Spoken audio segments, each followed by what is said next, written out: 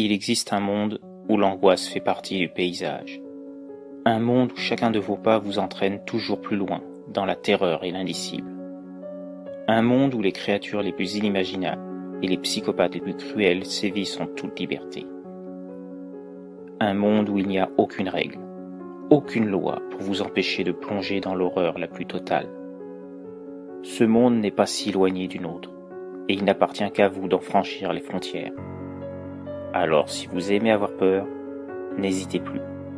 Franchissez le portail et venez écouter les histoires de l'autre monde. Team Rocket Adventure, le jour où tout a foiré.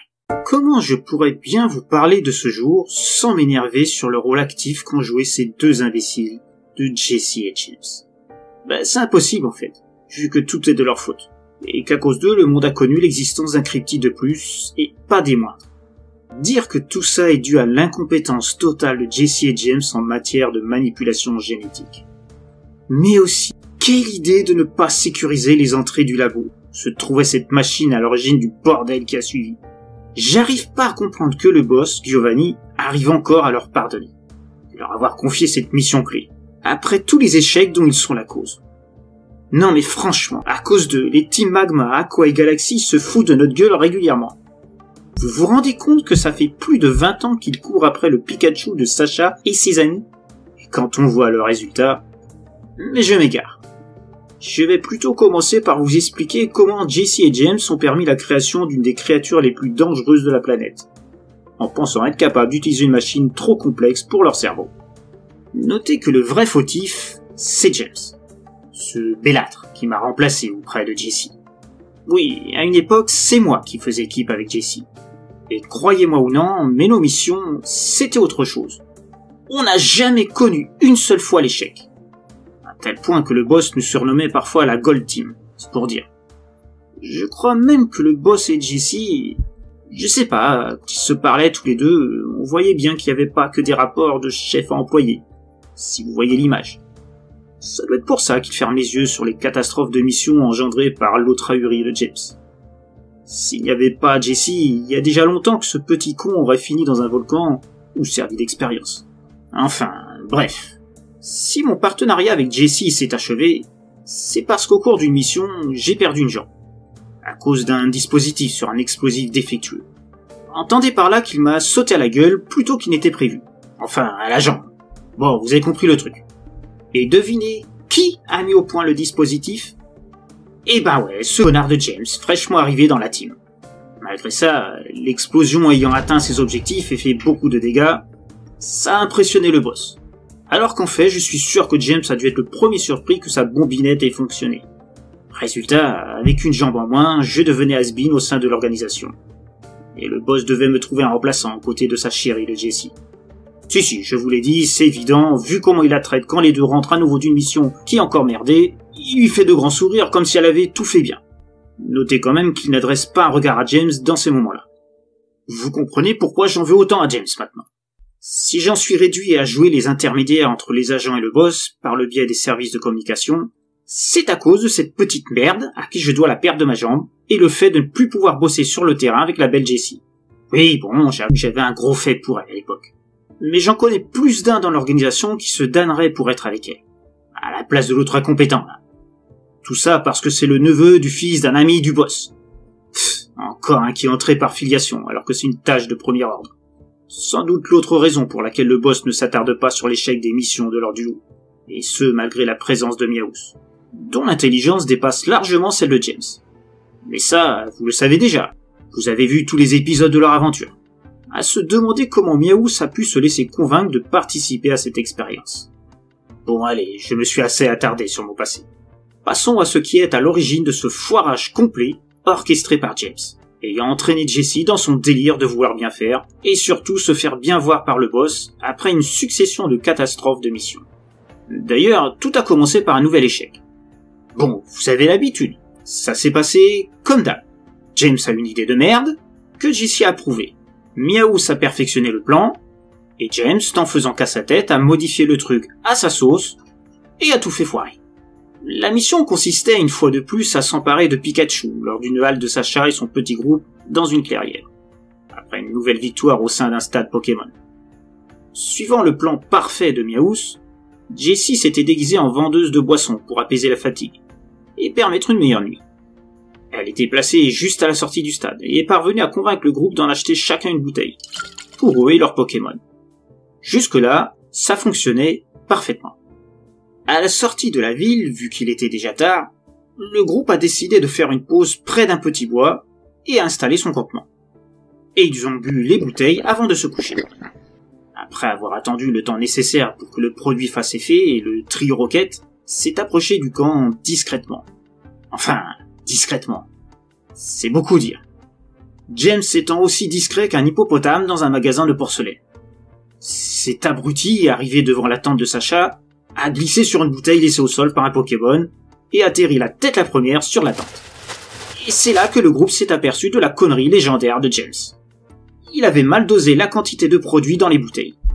Il en avait trop mis dans les premières bouteilles, et il s'est retrouvé à court pour la dernière, qui avait donc moins de produits, et donc moins d'efficacité.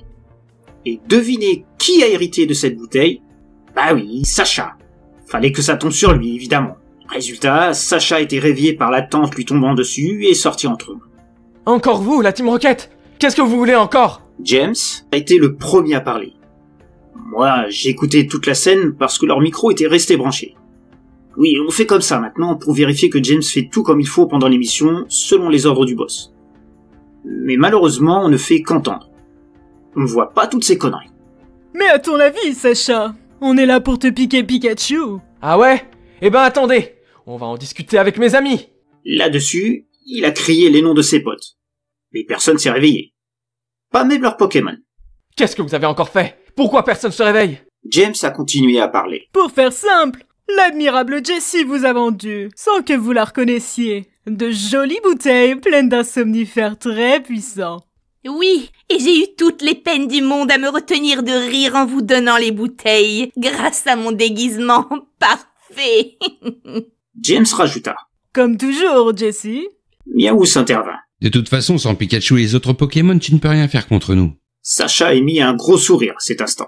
Désolé pour vous, mais Pikachu était éreinté de son combat dans l'arène, et il a passé tout ce temps depuis la sortie dans sa Pokéball. Donc, il n'a pas bu de boisson. Au même instant, Sacha fit sortir Pikachu, totalement remis de son combat de la veille et de la fatigue qu'il avait engendrée. En sortant un peu désorienté de la situation, il s'adressa à Sacha. Pika Pika? Sacha lui expliqua la situation en quelques mots. Après quoi, les sourcils de Pikachu se froncèrent, alors que Jessie, James et Miaous, certains de la facilité de leur plan, affichaient des mines où se montrait une certaine angoisse. Et Pikachu de s'adresser à eux. Pika! Pika! Pikachu! Sacha enchaîna. Pikachu, attaque tonnerre! Pikachu se para alors d'arc électrique en grande quantité, formant un grand halo autour de lui. Et avant de lancer son attaque, adressa au trio déstabilisé par la rapidité des événements, son cri. Pikachu! Dès lors, le trio fut frappé par l'attaque, le soulevant de terre et les envoyant tous les trois dans le ciel, non sans que Jessie et James lancent leur célèbre phrase. La Team Rocket s'envole vers d'autres cieux!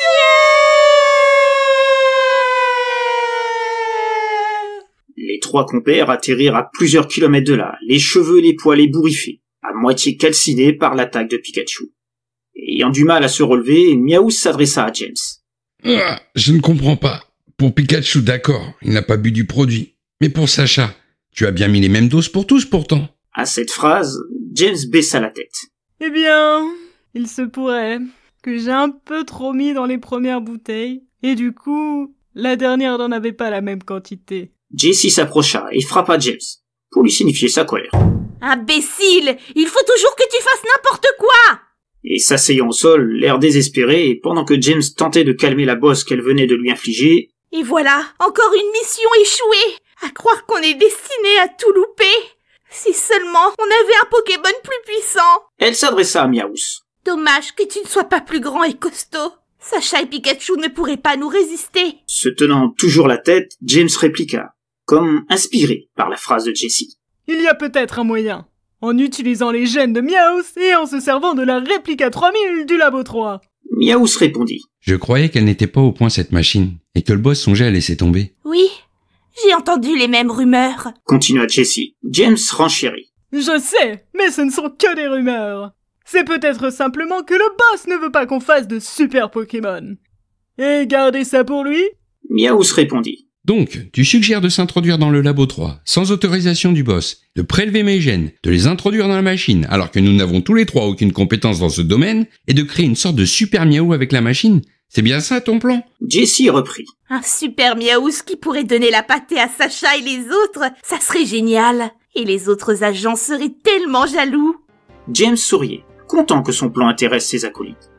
Malgré quelques réticences de la part de Miaous, Jessie et James finirent par le convaincre, en lui promettant qu'il resterait toujours leur mascotte préférée et que le super Miaous ne le remplacerait pas. Miaous accepta. Et sachant que l'entrée au labo n'était pas surveillée la nuit, cela faciliterait l'accès à la machine. Je précise à cet instant du récit que je n'ai eu connaissance, comme le boss et les autres, de cette partie de l'histoire qu'après la catastrophe engendrée par le trio. Ceux-ci ayant dû avouer au boss tous les détails de leur idée. Après cette petite discussion, ils se rendirent à la base, afin de faire leur rapport au boss, et signifiant leur nouvel échec. Ce qui fit sortir un nouveau soupir de découragement à ce dernier. Encore un nouvel échec? Je me demande parfois si je t'ai donné le bon partenaire, Jessie. Toi qui ne ratais jamais rien auparavant. James voulut intervenir. Vous ne voulez quand même pas insinuer que c'est à cause de moi, boss? Le boss se retourna alors vers James, l'air fâché. Il y a un peu de ça, en effet. Je n'arrête pas de me poser des questions sur ta capacité à pouvoir rester un agent de l'organisation. Jessie voulut rassurer le boss. C'est juste que nous n'avons pas encore réussi à trouver la faille de Sacha et ses amis, mais ça viendra. Le boss reprit. C'est bien ça le problème. Vous vous focalisez sur la capture de Pikachu, et vous négligez toutes les autres missions.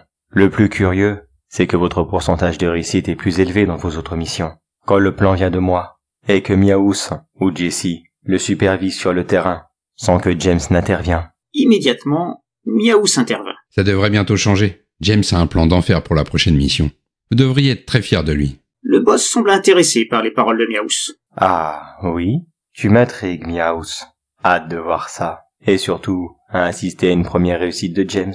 Puis, s'adressant à Jessie, je compte sur toi pour t'assurer qu'il ne fasse pas de nouvelles bêtises. Ça serait fâcheux pour ton avenir aussi. Ne vous inquiétez pas, cette fois vous ne serez pas déçus du résultat. Le boss regarda Jessie un instant, puis se retourna, avant de s'éloigner en disant « Je l'espère, Jessie, je l'espère vraiment. » Soulagés d'avoir pu échapper une nouvelle fois à d'éventuelles sanctions de la part du boss concernant leur nouvel échec, les trois compères se concertèrent en secret pour mettre au point leur équipée prévue pour la nuit même. Ainsi, plusieurs heures plus tard, alors que seuls quelques gardes restaient dans des endroits clés de la base, le trio se glissa vers le labo 3 aussi discrètement que possible. Et cette fois, James ne fit pas preuve de sa maladresse légendaire pour tout faire capoter. Une fois dans le labo, ils refermèrent les portes derrière eux, fermant les loquets, afin de s'assurer de ne pas être dérangés au mauvais moment.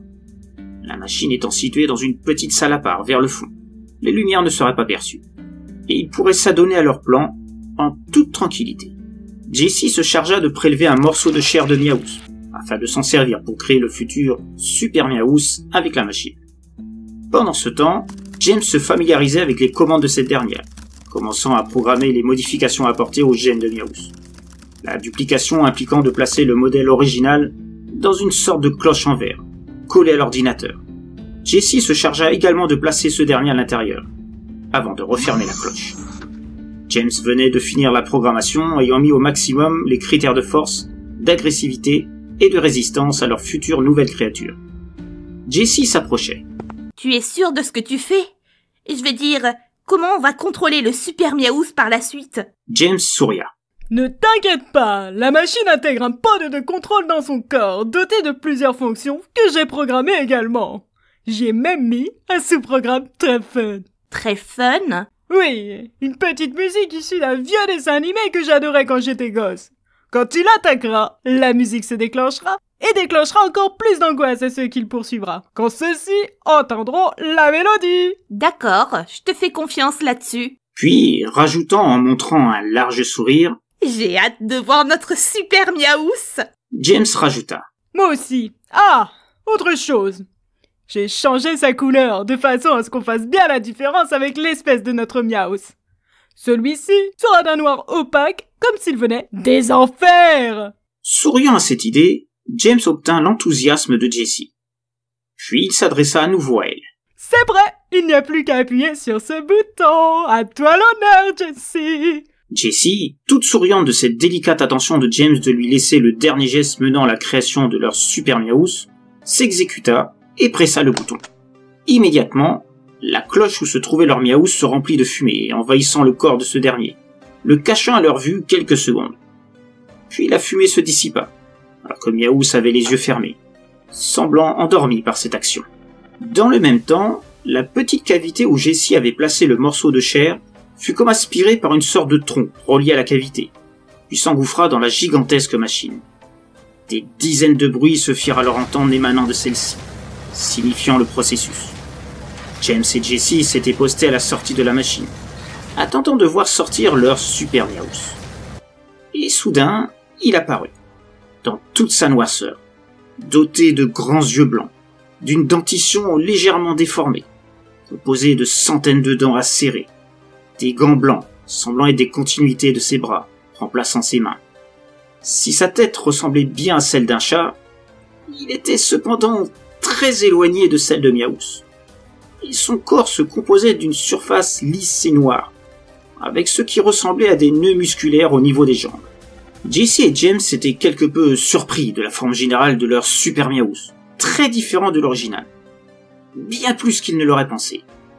La machine s'arrêta, laissant l'animal immobile sur la chaîne de montage. Celui-ci commença à s'animer, regardant ses mains, puis autour de lui, comme s'il se demandait où il se trouvait. Puis, apercevant Jessie et James, il fit ce qui pouvait s'apparenter à un sourire, mais en bien plus inquiétant. De la bave jaunâtre sortait de sa bouche, et il les fixait. Il descendit du plateau où il se trouvait, marchant vers leur direction. James cherchait le pod de contrôle. À cause de la peur que lui suscitait la créature, il le laissa tomber, et finit écrasé par le pied de leur création. Il n'avait donc plus de contrôle sur elle. Quand soudain, un garde fit son irruption dans la pièce, demandant qui était là. L'affreuse créature, voyant le nouvel arrivant, se rua dans sa direction, pendant qu'une musique venant de l'intérieur de son corps commença à se faire entendre. L'homme n'eut pas le temps de réagir, que déjà la créature, arrivée à sa hauteur, la prit dans une de ses mains après avoir changé de taille, à la stupéfaction de Jessie et James, restés en retrait. Mais ce n'était que le début de l'horreur. L'homme se fit démembrer par la créature, ses bras tombant au sol pendant qu'il criait de douleur. Mais ces cris ne durèrent pas longtemps, car il fut englouti dans la gueule du monstre créé par Jessie et James, mâchant le corps du garde, broyant ses os et sa chair, et faisant dégouliner du sang en grande quantité sur le sol du labo. Horrifiés par ce qu'ils venaient de voir, Jessie et James se précipitèrent vers la cloche où se trouvait Miaous, encore endormi, et le sortirent. James le prit sur ses épaules et entraîna Jessie dans un coin du labo, à l'abri du regard de cette monstruosité sanguinaire dont ils étaient les responsables. Parlant à James à voix basse afin de ne pas être entendu par la créature, Jessie demanda: « Qu'est-ce que c'est que cette chose? Ça ne ressemble pas du tout à Miaous. Et pourquoi il a mangé le garde? C'est pas du tout ce qui était prévu !» James, terrorisé, ne savait pas quoi répondre. Mais je ne sais pas. Je ne m'attendais pas à ça non plus. Je ne sais pas ce que c'est que cette bestiole, mais c'est clairement pas un Pokémon. Pendant ce temps, la créature qui avait encore grandi écarta les murs de l'entrée se trouvant devant elle, laissant des marques immenses sur le sol à chacun de ses pas, et s'avançant vers la partie principale de la base. Plusieurs gardes alertés par les bruits se dirigèrent vers la créature gigantesque, et ce fut le début du massacre. Pris d'une folie meurtrière à la vue de tous ces hommes armés venant vers elle, la créature se déchaîna, écrasant les uns sous ses pieds, ne laissant que des flaques immondes où se mélangeaient chair, sang et os, écrabouillant d'eau dans ses mains, envoyant des morceaux de jambes, de bras et diverses autres parties de corps tout autour d'elle, dévorant au passage plusieurs hommes, leur arrachant la tête qu'elle recrachait au loin, causant des cris de terreur de la part de gardes épouvantés, comprenant qu'ils ne pourraient rien faire face à la puissance d'un tel monstre. Sortis du labo sans que quelqu'un les remarque, Jessie et James voyaient l'étendue du désastre, complètement sous le choc. Ils observaient le cataclysme dont ils étaient les créateurs continuer son périple mortel, ravageant tout sur son passage, afin de défoncer le mur devant lui, puis s'enfuyant à l'extérieur, ne laissant que désolation et mort par dizaines derrière lui. James, qu'est-ce qu'on va faire si le boss apprend qu'on est responsable de la création de ce monstre? Je sais, Jessie. C'est pour ça qu'il vaut mieux qu'on se taise. Sinon je ne donne pas cher de notre peau, aussi bien toi que moi. Quelques heures plus tard, le boss ayant été prévenu de l'incident, il convoqua Jesse, James et Meowth dans son bureau. Ceux-ci, conscients que le boss avait dû découvrir qui avait programmé la machine pour aboutir à cette créature de mort, tremblaient quant au sort qui risquait de leur échoir. Une fois dans le bureau, le boss s'adressa à eux. Bon, écoutez-moi.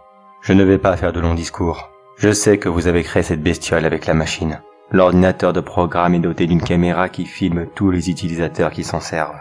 Le trio se mit alors à genoux, implorant le pardon pour leur erreur, indiquant qu'ils ne voulaient que créer un Super Meowth, le plus puissant des Pokémon.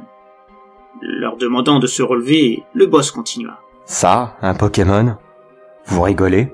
Je ne sais pas ce que c'est, mais ça ne ressemble pas du tout à un Pokémon. Il ressemble plutôt à un personnage de vieux dessin animé que je regardais étant enfant, et qui me terrifiait à l'époque. Comment il s'appelait? Ah oui, Cartoon Cat. James reprit la parole. Mais pourtant, je vous assure que j'ai bien suivi les recommandations du programme pour créer un clone de Meowth, mais en plus puissant. Le boss se leva et s'adressa à James. À mon avis, ton programme a dû se mélanger à d'autres, qui n'avaient pas été effacés de la machine, et ça aboutit à créer ce Cartoon Cat. Il prit une grande inspiration, et parla à nouveau. Écoutez, je ne vais pas vous sanctionner cette fois, parce que cette créature m'intéresse. Capturez-la, ramenez-la moi, et j'oublierai toutes les conneries que vous avez causées ces derniers mois. Quant aux gardes-tués, ne vous inquiétez pas, ils n'ont pas de famille, comme tous ceux qui travaillent dans cette base. Une sécurité pour des cas comme celui-ci. Jesse, James et Meowth se regardèrent, conscients d'avoir échappé à une punition grandeur nature, et d'avoir une chance de rattraper leur bourde monumentale. Merci, boss. Je vous promets qu'on le retrouvera et qu'on vous le ramènera. Oui, promis, boss. Je sais pas comment on va faire, mais on le ramènera. Et Meowth de rajouter « Et comptez sur moi pour superviser le tout, et d'arriver à réussir cette mission dans les plus brefs délais. » Pour toute réponse, le boss se contenta de leur signifier de quitter son bureau. Avant qu'ils partent, il rajouta « Souvenez-vous quand même d'une chose. Je ne veux pas vous voir revenir ici sans le Cartoon Cat. C'est bien compris. Sinon, c'est vous qui servirez de base pour la prochaine expérience de la machine. » Se confondant à nouveau en excuses et promettant de tout faire en œuvre pour ramener le Cartoon Cat, le trio sortit du bureau et se mit à courir immédiatement vers la sortie de la base. Ils ignoraient totalement comment faire pour capturer le monstre qu'ils avaient créé. Mais ils savaient qu'ils n'avaient pas le choix s'ils voulaient retrouver les faveurs du boss, et ne pas devenir eux-mêmes des mélanges humains-Pokémon. Et voilà, vous savez tout.